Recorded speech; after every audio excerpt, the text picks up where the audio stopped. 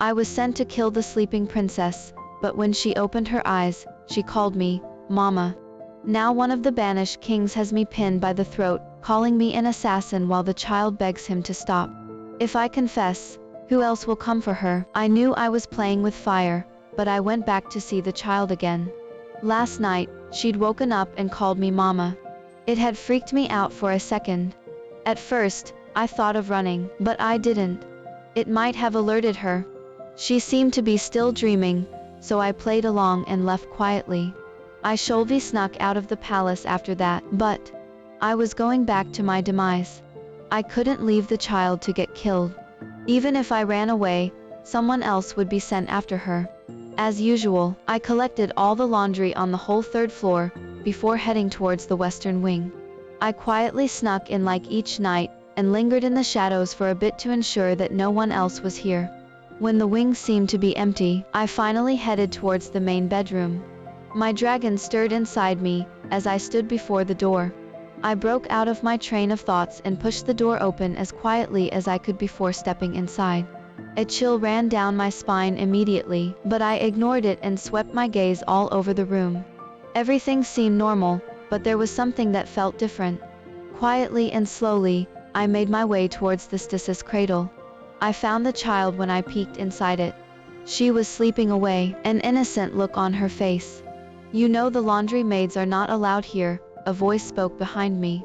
I froze in place as I sensed movement behind me, until I finally felt someone stand directly behind me. What are you doing here? The voice demanded. I heard a noise coming from here. I finally managed to lie. Is that so?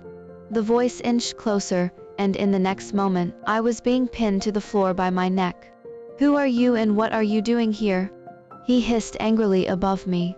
I heard voices coming from here. I repeated my lie. Lie to me in my own house. Do you think I'm stupid? The voice roared. I'm not lying. I managed to speak through the pain.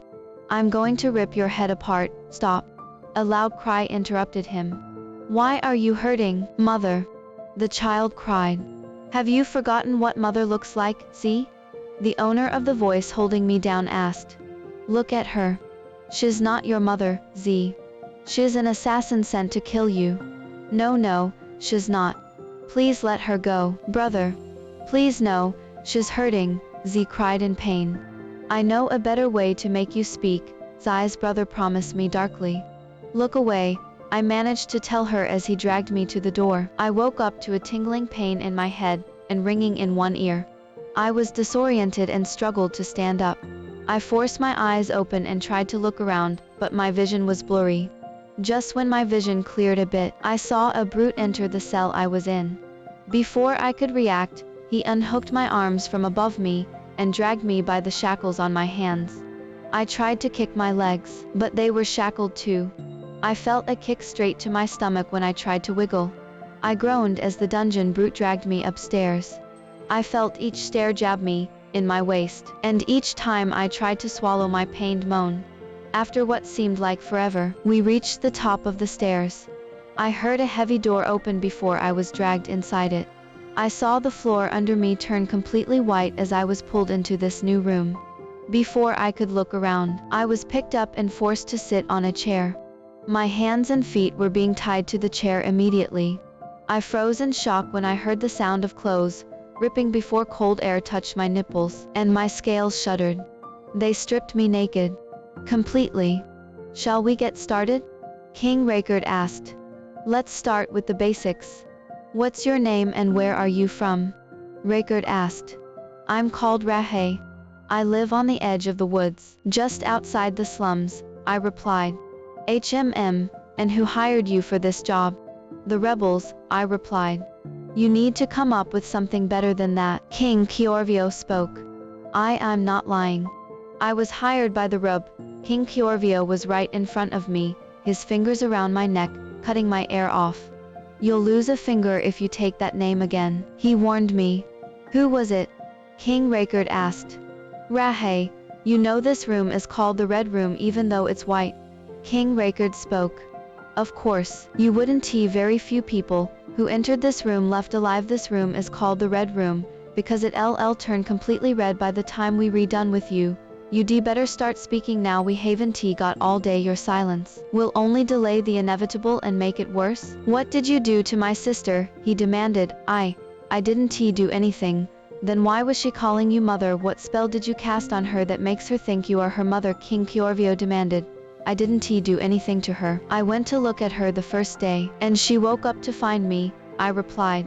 My sister isn't a fool to mistake a lowly maid as her mother, King Kiorvio growled. You know what? I will let you keep your fingers for now, but these scales, you don't really need them, do you?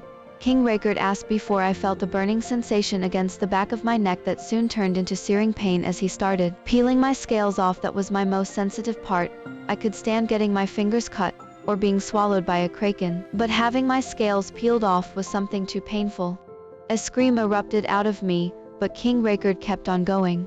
I felt my hot blood trickle down my shoulder, over my chest, as he continued to peel all the scales off my neck. I squeezed my eyes shut and tried to swallow my screams, but I couldn't. It was getting too much. It had hardly peeled a couple of my scales, but it felt too much already. Stop, King Kiorvio barked, and King Raykard immediately stopped. My breaths were labored, and my skin at the back of my neck was already burning. Did she just turn into a boy? King Raykard asked in surprise. My body kept shifting and merging and changing, and snapping until I was utterly exhausted, and I couldn't shift anymore. All my mana was gone, and I put my head back, breathing hard. Every inch of my body ached, and I could hardly keep my eyes open. I saw black dots in my vision, but I still forced my eyes open to look at the kings. I couldn't focus too much on their expression, because the exhaustion was slowly starting to take over me, making my eyes heavy. I couldn't hold my head up anymore, making it loll down. It's a female red dragon with scars, I heard one of the kings say as my vision grew blurry. Interesting.